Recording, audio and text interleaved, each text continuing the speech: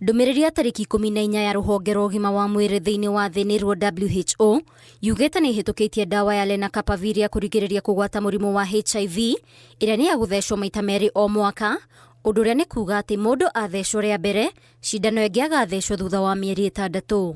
Kũringana na ndũmĩrĩri ĩno, rũhonge rũrũ rugĩte nĩ ndawa ĩkũruta wĩra na ihenya ũkĩringithania na ingĩ cia mbũrũgũtũ. Ministry of Ũgima wa Mwĩrĩ gũkũ bũrũri-inĩ yugĩte nĩ ĩreharĩria gũtigĩrĩra ndawa ĩno nĩ yakinya gũkũ bũrũri-inĩ gũkinyĩria mwambĩrĩrio wa mwaka tũrorete. Kenya is one of the first adoptees of this innovation, and we expect to roll out in the first quarter of 2026. We are working with the support of ourselves and Global Fund. Why do I say so? Is that the senator, this question I was sent and I said, somebody should ask me, and I'm very happy the senator has asked me. Thank you very much, because I think it's a good question for the people of Kenya.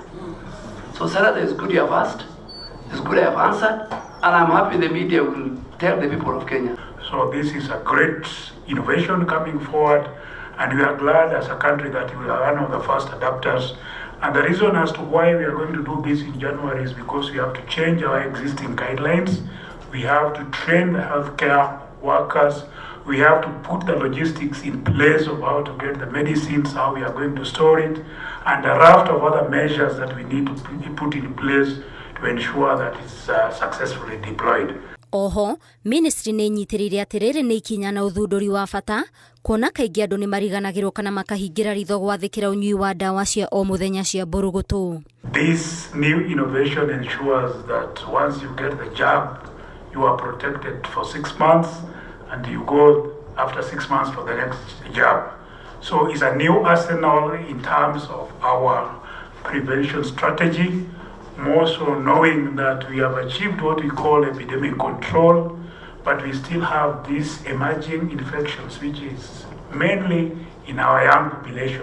Mabũrũri mangĩ marĩa mekwambĩrĩria kũhũthĩra ndawa ĩno nĩ bũrũri wa Eswatini, Lesotho, Mozambique, Nigeria, bũrũri wa South Africa, Uganda, Zambia oro hamwe na bũrũri wa Zimbabwe.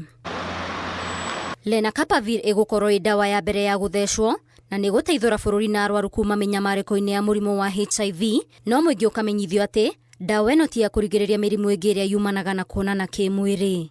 Ngĩribotera Inooro TV, niĩ njĩtagwo Waithĩra Nduati wa Mwangi.